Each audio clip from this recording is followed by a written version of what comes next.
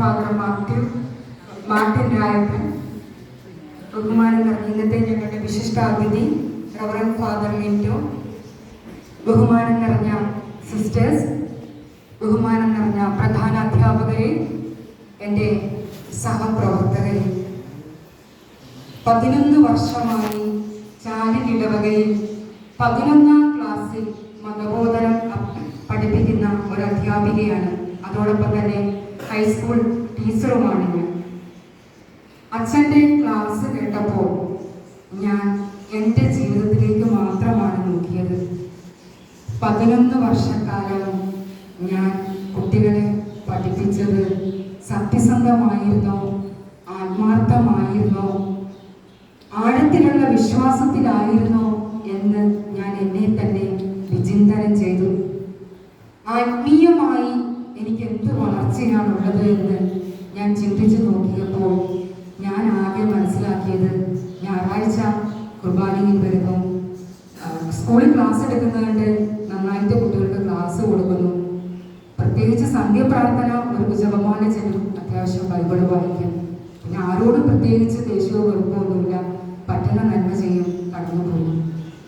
ഇതിനെല്ലാം അപ്പുറം ഞാൻ ആത്മീയമായി വളരേണ്ടിയിരിക്കുന്നു എന്നുള്ള വലിയൊരു സത്യം ഇന്നത്തെ ഈ ക്ലാസ്സിലൂടെ എനിക്ക് ഫാദർ വെളിപ്പെടുത്തി തന്നു.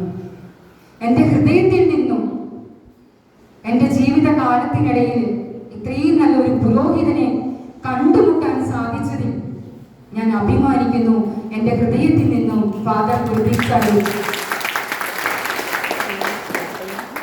വിശ്വാസ ജീവിതത്തിലെ ആത്മീയ ആയുധങ്ങൾ എന്ന അച്ഛൻ്റെ ക്ലാസ്സിലൂടെ തുടക്കം തന്നെ നമ്മൾ കുട്ടികൾക്ക് കൊടുത്ത ബേസ് തെറ്റായിരുന്നു.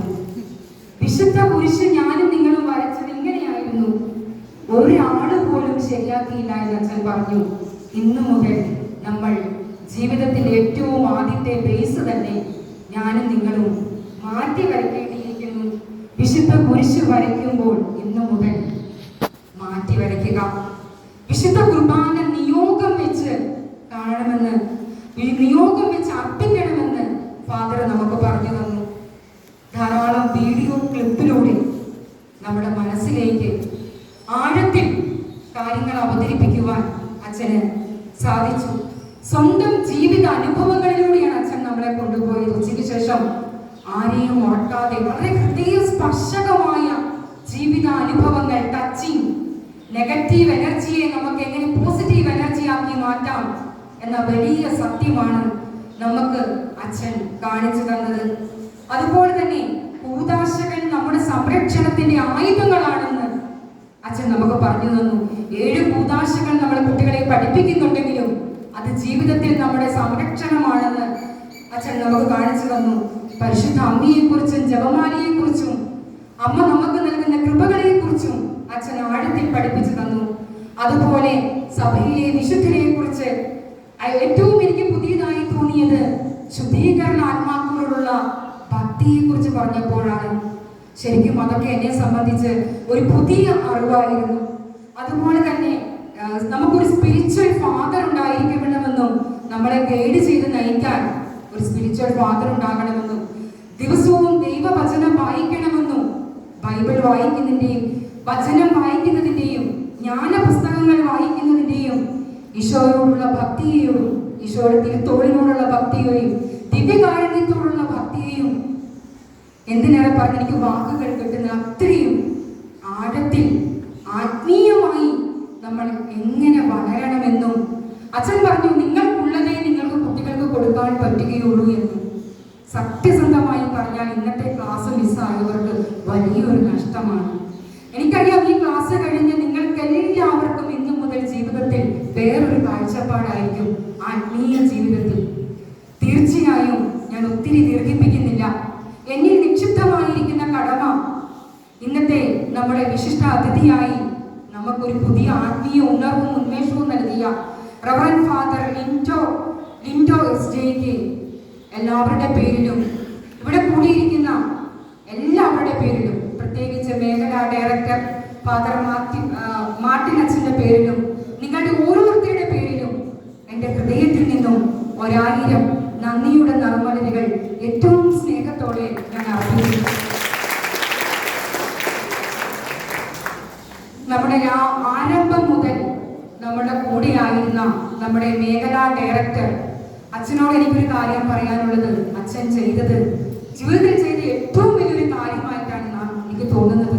കാരണം വരും തലമുറയെ ജീവിക്കുന്ന ഒരു ദൈവം നമുക്കുണ്ടെന്ന് ബോധ്യപ്പെടുത്തി കൊടുക്കേണ്ടത്, നാളെയുടെ വാഗ്ദാനങ്ങളായ മക്കൾക്ക് നമ്മുടെ ദൈവം കളിമൺ പ്രതിമകളോ കൺകെട്ട് വിദ്യയോ അല്ല, ഇന്നും നമ്മളോടൊത്ത് ജീവിക്കുന്ന ഒരു ദൈവമാണ് എന്നുള്ള ബോധ്യം കുഞ്ഞുങ്ങൾക്ക് കൊടുക്കുവാൻ കുറച്ചും കൂടി നന്നായി ഞങ്ങൾ പ്രവർത്തിക്കും.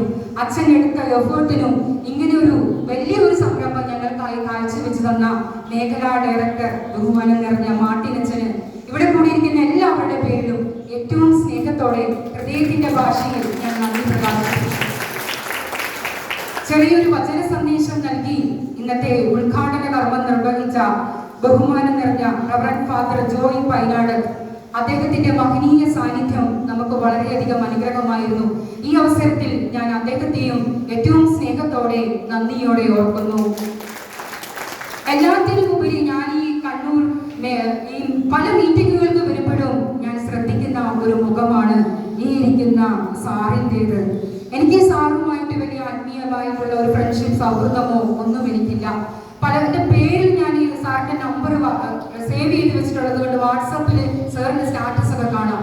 ഞാൻ ഈ സാറിന്റെ സ്റ്റാറ്റസും പത്രങ്ങളിലും മീറ്റിങ്ങുകളിലും എവിടെ നോക്കിയാലും ഈ സാറിനെ കാണാം. അപ്പൊ ഞാൻ വിചാരിക്കാറുണ്ട്, ഈ സാർ എങ്ങനെ സമയം മാനേജ് ചെയ്യുന്നു? ഈ സാർ എല്ലാത്തിലും ഉണ്ടല്ലോ. ഈ സാർ എവിടെ നോക്കിയാലും നന്മ ചെയ്ത് കടന്നു പോകുന്ന എനിക്കൊരു വിശുദ്ധനെ പോലെയാണ് ഈ സാർ തോന്നുന്നത്. സത്യസന്ധമായിട്ടാണ് ഞാൻ പറയുന്നത്. ഈ സാറിന്, രതീഷ് സാറിന് ഏറ്റവും സ്നേഹത്തോടെ എന്റെ ഹൃദയത്തിൽ നിന്നും ഒരു വലിയ നന്ദി.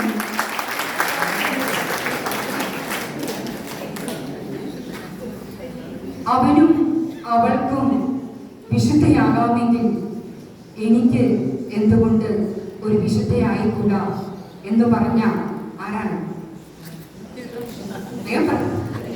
വിശുദ്ധ ഇഗ്നേഷ്യസ് ലയോളയുടെ വാക്കുകൾ ഞാൻ കടമെടുക്കുകയാണ്. ഇവിടെ കാണിച്ചവരെ പോലെ നമുക്കും ആയിക്കൂടെ? നമുക്കും വിശുദ്ധരാകാം. നമ്മുടെ മക്കളെയും വിശുദ്ധരാകാം. ഒരിക്കൽ കൂടി എല്ലാവർക്കും നന്ദി. ജയ് ക്രൈസ്റ്റ്.